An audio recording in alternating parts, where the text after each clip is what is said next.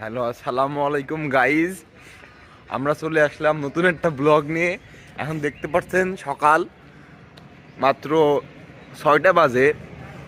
আমি জিহাদ, ইমন এখন ঢাকা থেকে বাসায় আসতেছি। আস্তে আস্তে আলমডাঙ্গা পর্যন্ত পৌঁছানোর পরে আমাদের টাকা শেষ হয়ে গেছে।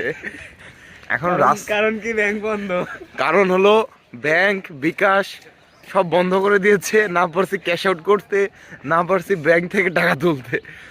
এখন একটাই করণীয়, আমাদের 13 কিলোমিটার রাস্তা আলমডাঙ্গা টু হাটবলিয়া হাঁটতে হাঁটতে যাইতে হচ্ছে।